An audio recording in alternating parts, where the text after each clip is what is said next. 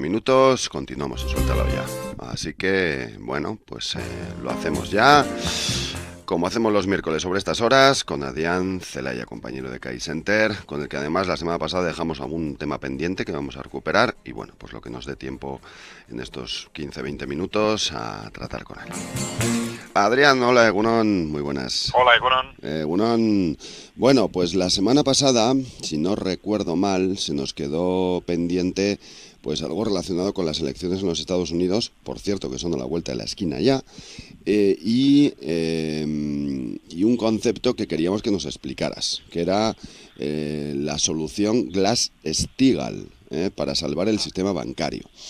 Y parece que en este caso las dos formaciones más importantes, ¿no? Los Tigres Leones, los demócratas y republicanos, pues plantean la misma solución. ¿En qué consiste? ¿A qué se refiere todo esto? Sí, vamos a ver, yo creo que en este programa más de una vez hemos comentado que a la hora de enfocar el conjunto de las políticas anticrisis, bueno, el gran error o el gran desastre, como se quiera enfocar, ha sido que a la hora de hacer frente a la desproporción entre economía real y economía financiera, en lugar de reestructurar la economía financiera, lo que se ha hecho es permanentemente durante toda esta década, porque ya son 10 años casi, ¿no? Durante toda esta década ha sido detraer recursos permanentemente de la economía real, por una vía o por otra, para mantener y evitar el estallido de la economía financiera, ¿no? Bien, está claro que en el fondo, mientras no se haga una reestructura a fondo del sector financiero, de los grandes bancos fundamentalmente, el problema de la crisis no se va a resolver. Dentro de esta reestructuración estructural hemos hablado de algunas medidas que se estaban adoptando en Europa y un aspecto clave es el de la separación de banca comercial y banca especulativa. Y con esto está relacionado esa ley Glass-Steagall. A raíz de la crisis del 29 en Estados Unidos, el gobierno Roosevelt puso en marcha esta ley que se denomina así, Glass-Steagall, con el objetivo de obligar a los bancos a separar no solo efectos informativos, sino de forma radical y total la actividad de banca comercial, o sea, la actividad habitual de los bancos de depósito y de crédito, sí, de la actividad especulativa. Porque claro, hasta entonces los bancos estaban utilizando los depósitos o los recursos que recibían del Banco Central no solo para crédito, sino para hacer lo que querían, ¿no? Y una buena parte de ello iba a especulación, etcétera, ¿no? Claro, hay que tener en cuenta que los bancos son entidades que están permanentemente ayudadas, permanentemente subvencionadas, y entonces es legítimo que esas subvenciones se utilicen para los objetivos de utilidad pública, pero no para lo que ellos quieren, ¿no? Claro, esta facilidad de utilización de recursos incentiva pues el riesgo, incentiva la especulación y tal. Bueno, un instrumento esencial para hacer frente a la crisis del 29 fue esta ley, ¿no? Que cortó la actividad especulativa de la gran banca, ¿no?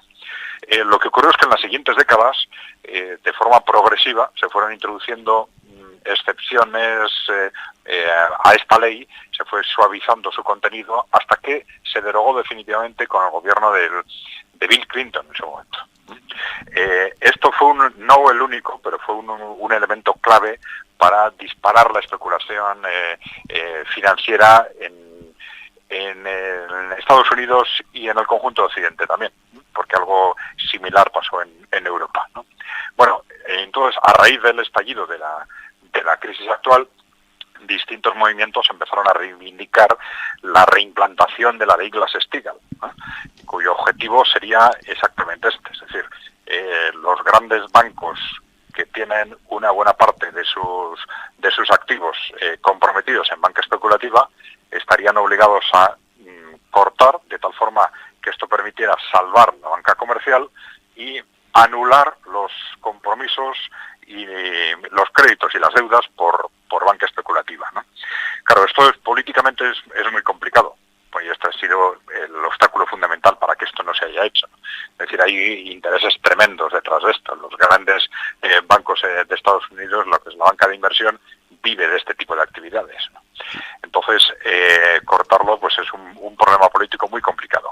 El hecho de que los dos grandes partidos en estas elecciones hayan incorporado en sus programas este tema es ya en sí mismo, yo creo que un paso muy importante y revela hasta qué punto la sociedad norteamericana está ya al límite de su capacidad de aguante sobre lo que está sucediendo en la política económica en general, ¿no?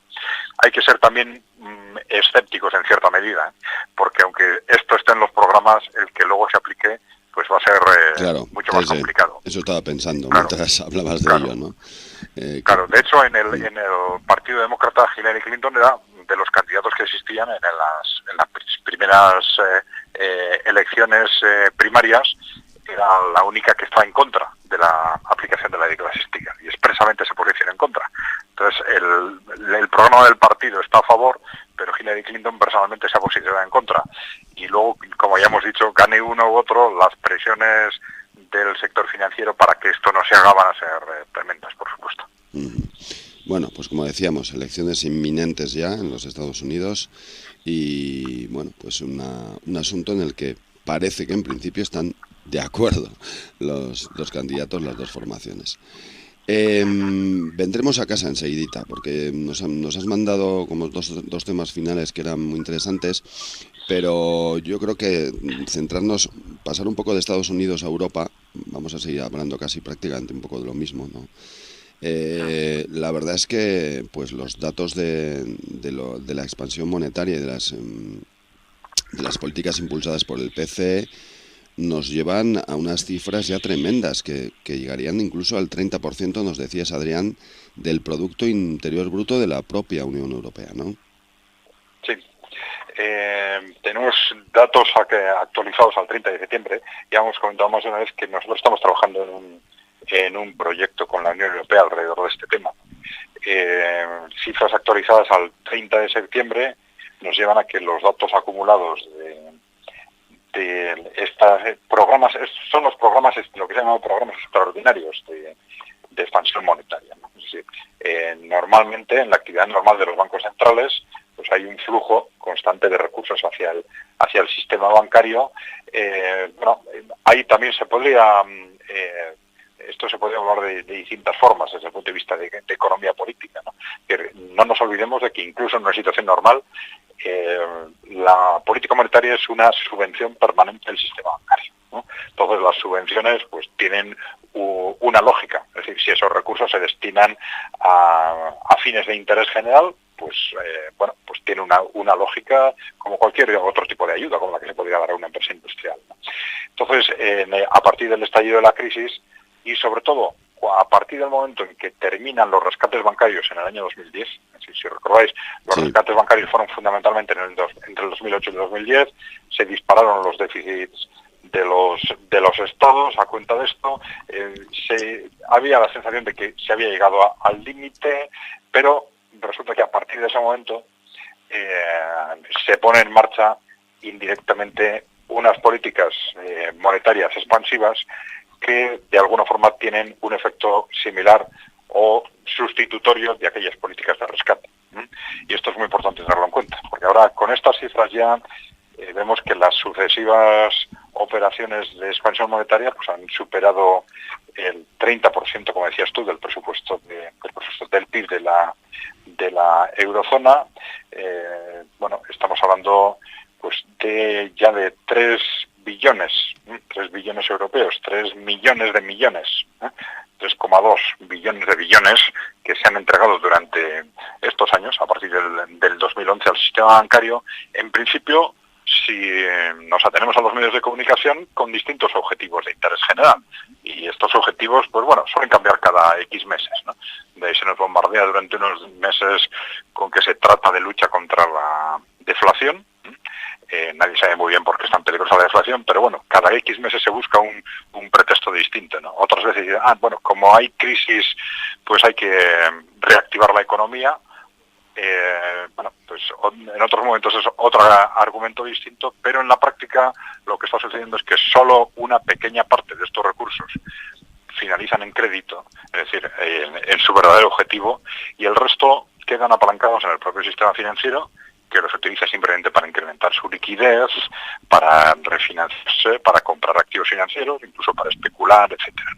Claro, el tema que nosotros estamos analizando alrededor de esto, yo creo que ya lo hemos comentado alguna vez, y el gran problema y la gran clave de este tema es por qué cuando se entregan los recursos a los bancos no se les exigen que estos recursos se destinen a su finalidad, que no es otra que el crédito bancario, ¿no? Porque cuando ponemos estas cifras encima de la mesa, algunos políticos nos dicen, sí, bueno, pero es que eso, efectivamente, esos recursos no terminan en crédito porque no hay demanda de crédito. Nos dicen, últimamente nos están diciendo eso, ¿no? No hay demanda de crédito.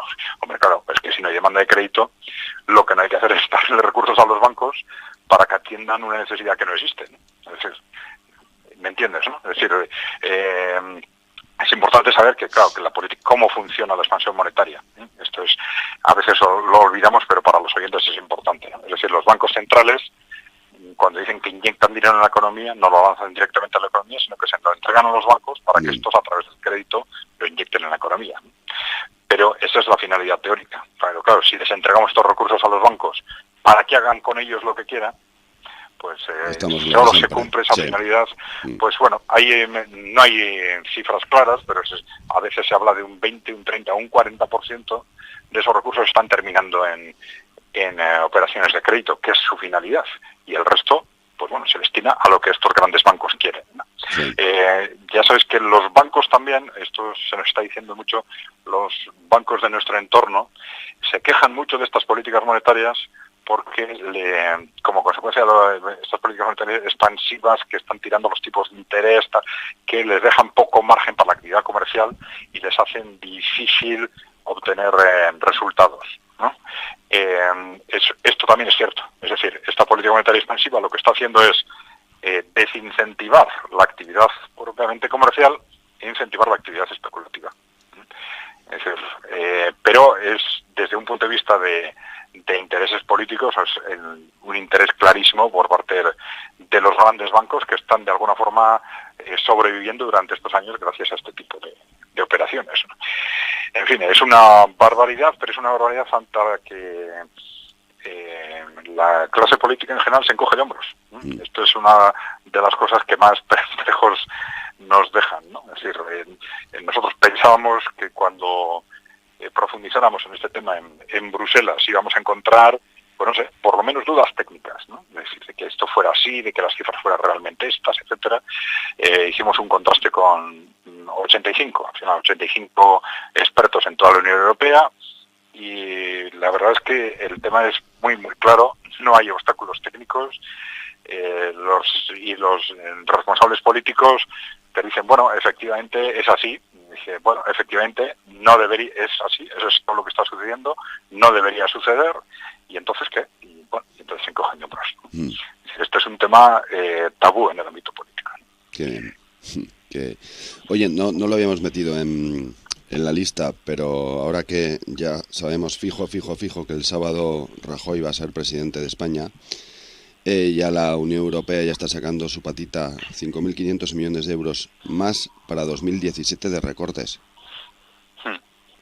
Otra barbaridad, ¿no? Ya para un país muy recortado, ¿no? Sí, una barbaridad, pero esperable, ¿no? Precisamente porque durante este año, casi año y medio, pues España por distintas razones ha vivido en un periodo electoral, y todo lo que eran las políticas de recortes se han relajado por razones electorales, ¿no? Que esto es algo habitual, ¿no? Digamos, en los calendarios políticos, ¿no? Yeah. Es decir, cuando se quiere abordar una estrategia de recorte, el recorte se hace fundamentalmente en los primeros años después de las elecciones y se suavizan y en los últimos momentos, cuando se acercan las siguientes elecciones, y a veces, pues eso, en los últimos meses se tira la casa por la ventana. Justo lo contrario, precisamente para evitar el problema electoral, ¿no? Claro, entonces, ¿qué ha sucedido en España? Pues que esto se hizo, estas políticas del Partido Popular fueron exactamente esas las que se habían previsto, ¿no?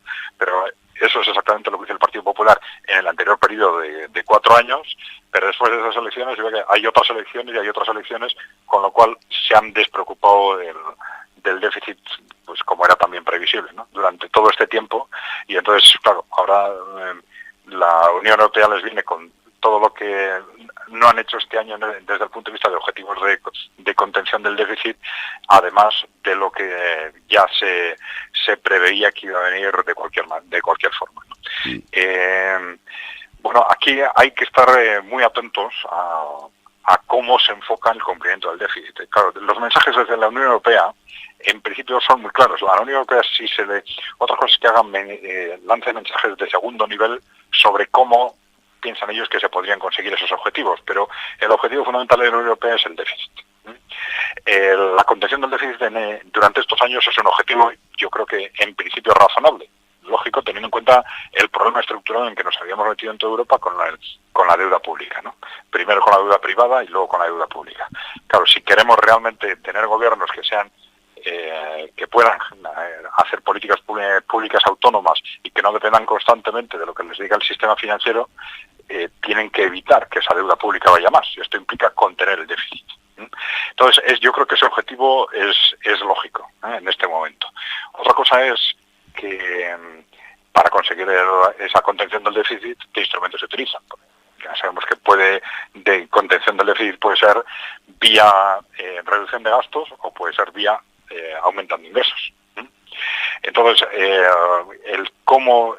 en qué dirección se enfoca este tema, esto es claro. Si se enfoca exclusivamente vía contención de gastos, pues vamos a tener otra vez otra dinámica de recortes. Entonces es muy importante intentar situar el debate político en otro ámbito. Dicen, bueno, antes de ir a mayores recortes de gastos sociales, que los que se han hecho son ya de por sí mismos una barbaridad, no hay que intentar ver qué posibilidades hay de aumentar los ingresos, o bien por vía modificación impositiva, o bien por vía lucha contra el fraude, y luego estaría el tema, evidentemente, pero ya ese es un tema que en este momento parece implanteable, qué pasa con la deuda pública acumulada, ¿no? Hay que pagarla, no hay que pagarla, hay que renegociarla o hay que reestructurarla.